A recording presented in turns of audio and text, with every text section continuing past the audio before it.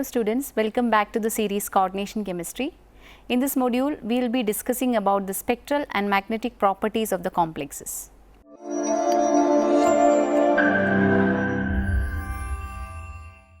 Here we are starting with the spectral property of the complexes, and while discussing about this spectral property, we know that the most of the transition metal complexes are colored.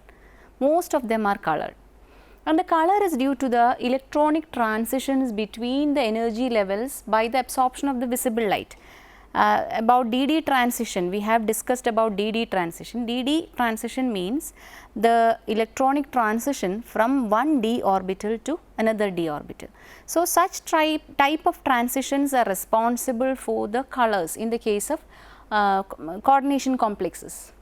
So, they are mainly colored due to DD transition. In addition to DD transition, some other transitions or some other reasons are also there.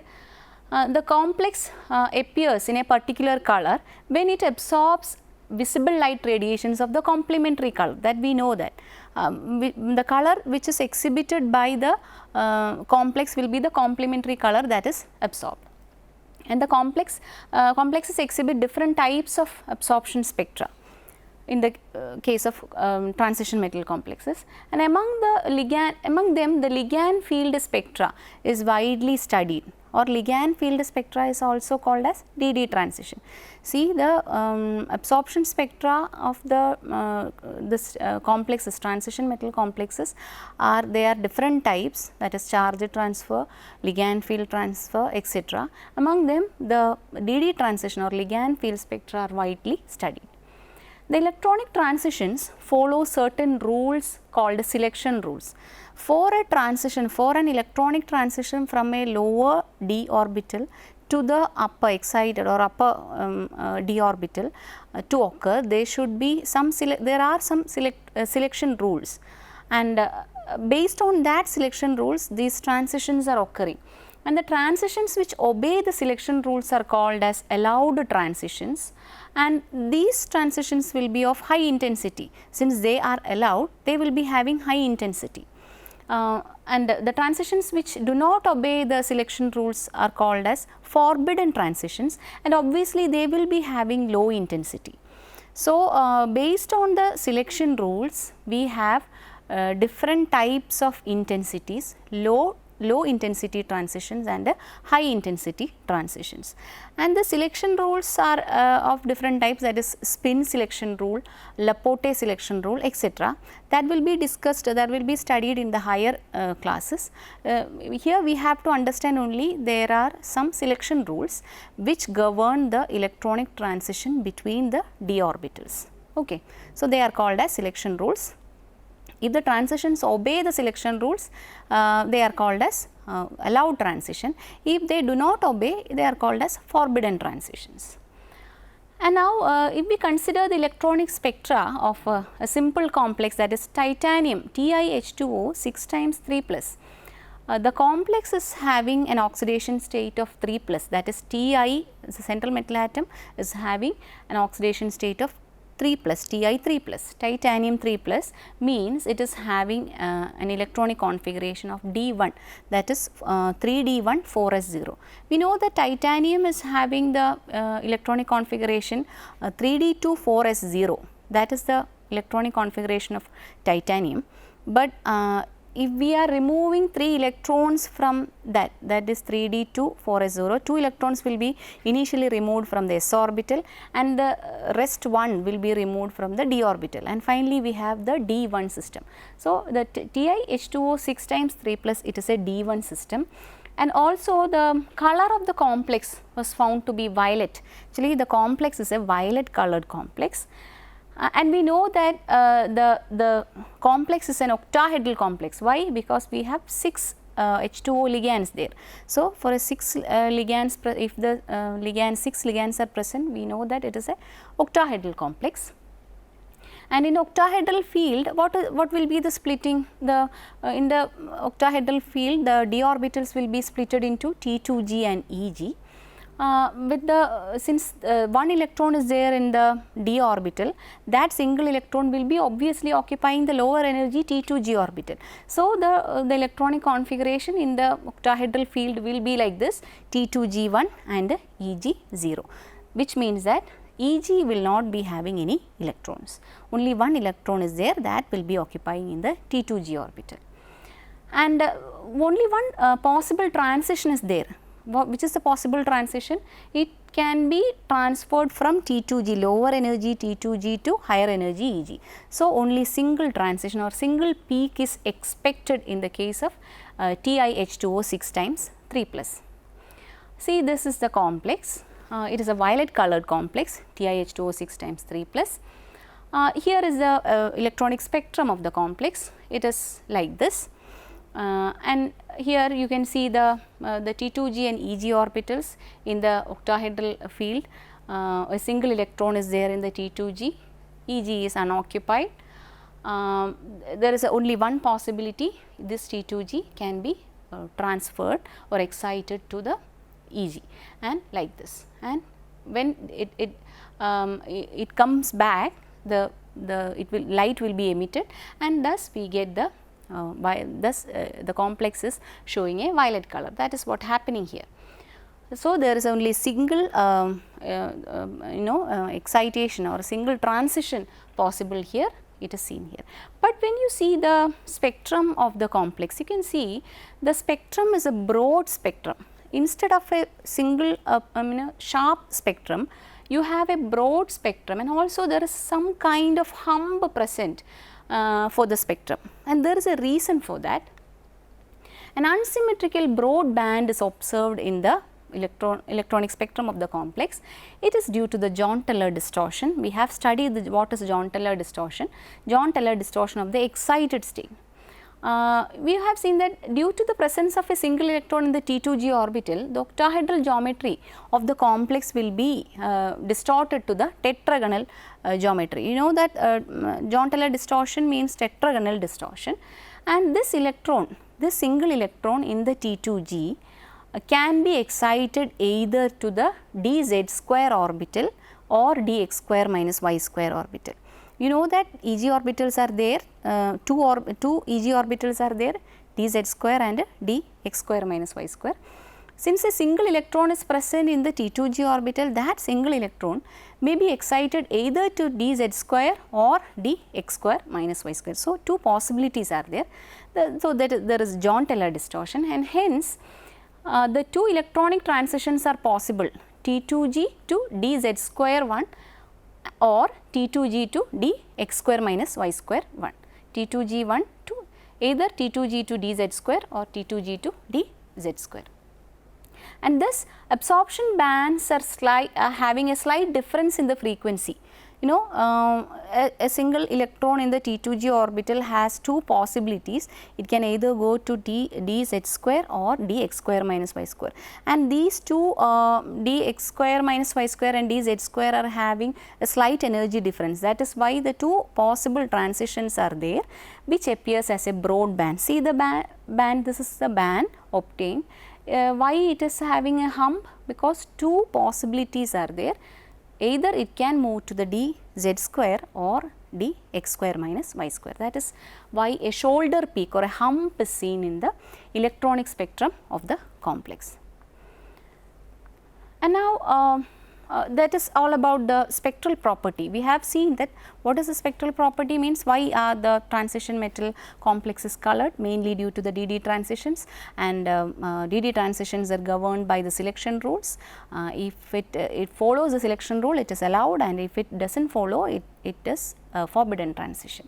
And we have taken the example of TiH2O 6 times 3 plus, the example of the complex.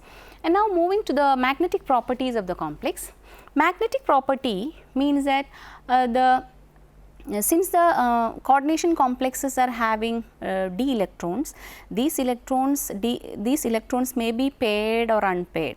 Depending upon that, we have different magnetic properties possible. So, electrons in the d orbitals may be paired or unpaired, and different magnetic properties are expected in the case of coordination compounds. So, magnetic property depends upon the electronic configuration, how the electrons are being filled in the orbitals, oxidation state of the central metal atom, which is the oxidation state. If it is 2 plus, if it is 3 plus, the difference will be there, and the coordination number of the central metal atom. And I have discussed in the previous classes about what is coordination number, what is oxidation state, etc. And the electrons in the complex produce an induced magnetic field, and that induced magnetic field will interact with the external magnetic field, and that is how the magnetism arrives. See, the complex is having d electrons, and these d electrons will be when the complex is placed in an external magnetic field, this d electrons will be having an induced magnetic field, and these induced magnetic field which are present inside the complex will be interacting with the external magnetic field, and the type of interaction is different for different complexes. That will be studied in this session. If the complex contains the unpaired electron, if a complex is having unpaired electron, we will call it as a paramagnetic complex, or paramagnetism is there in the complex, and in that case the induced magnetic field is attracted by the external magnetic field. If a complex is having an unpaired electron, that unpaired electron will induce a magnetic field within itself, and that induced magnetic field will be attracted when placed in an external magnetic field. That is the case of a paramagnetic substance.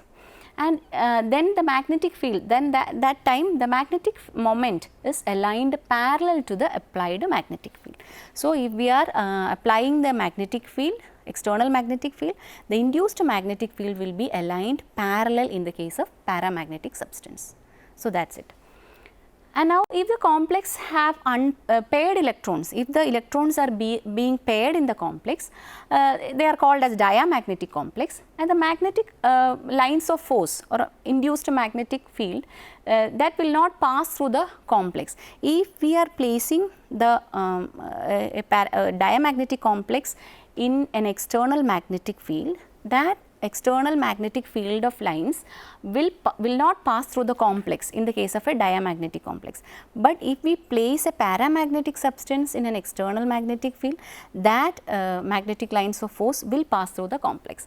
So, this magnetic lines of force will be repelled by the complex, and induced magnetic field is repelled by the external magnetic field. Here the magnetic moment that is induced will be aligned opposite to the direction of the applied magnetic field in the case of diamagnetic substance. So, we have two cases, paramagnetic case and diamagnetic case. In the case of a paramagnetic substance, the induced magnetic field will be aligned parallel to the external magnetic field, or they will be aligned parallel, they will be attracted by the external magnetic field. But in the case of a diamagnetic substance, means the electrons are paired. In such cases, what will happen? The induced magnetic field will be opposing the external magnetic field, or it will be repelled by the external magnetic field. That is what the difference in the case of a paramagnetic substance and a diamagnetic substance. And now we have to understand another term, that is magnetic susceptibility. What is magnetic susceptibility? It is a degree to which a material is subjected to magnetization. See, if I am keeping a material in an external magnetic field, how much is the substance magnetized? That is magnetic susceptibility. It is the degree to which a material is subjected to magnetization, and that is expressed by magnetic susceptibility, represented as chi. Chi means chi equal to K by D, and what is K? It is K is the volume susceptibility, D is the density. So, chi is the magnetic susceptibility, it can be represented as K by D. This magnetic susceptibility can be expressed in terms of molar susceptibility, when this magnetic susceptibility is multiplied by molecular mass of the substance.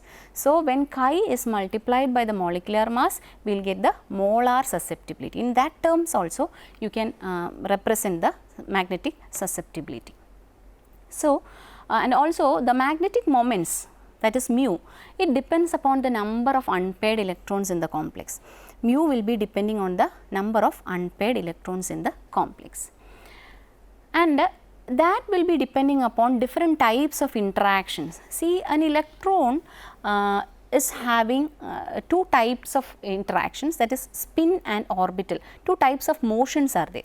For an electron, that will be having a spin motion, that is it is having rotating it about an axis, that is a spin motion, that a single electron is having its own spin motion, and additionally it is revolving around also, right. So, it will be having an orbital motion. So, the total will be the summation of these two, spin and orbital motion. Sometimes in a multi-electronic system, this spin and orbital motion, they will couple. So, spin orbit coupling will be there. In that case, we have to consider this spin orbit coupling also. Okay. So, depending upon the type of metal ion or type of complexes, these interactions will be different. Spin motion and orbital motion, they may couple or they may not couple, or in some cases this orbital motion may be quenched. So, in that case you have to, in the cases where quenching is there, or that is orbital motion, if it is quenched, we have to consider only spin motion. So, different cases are there. And firstly, if there is a spin orbit coupling, if spin motion and orbital motion are coupling together, in that case magnetic moment can be represented as mu effective, that is equal to G into root of J into J plus 1. And what is G and what is J? J is the total angular momentum quantum number, which means that there is a strong coupling between spin and orbital motions. So, spin orbit coupling results in the total angular momentum quantum number J. So, in that case we have to consider J, and in spin orbit coupling case, mu effective will be equal to G into root of J into J plus 1, and G is the Landé splitting factor for an electron. Landé splitting factor. So, in the case of spin orbit coupled complexes, the value of mu effective can be calculated by mu effective equal to G into root of J into J plus 1. And now, another situation is there. In the complexes where there are some complexes where spin motion and orbital motion are present, but actually they do not couple each other. Spin orbit coupling is absent, but individually they are present. In that cases, you have different formula for mu effective, that is the contributions of spin and orbital motion are there, but they do not couple each other. In that case, mu effective will be equal to root of 4s into s plus 1 plus L into L plus 1. And then what is S and L? S is the spin angular momentum quantum number, L is the orbital angular momentum quantum number.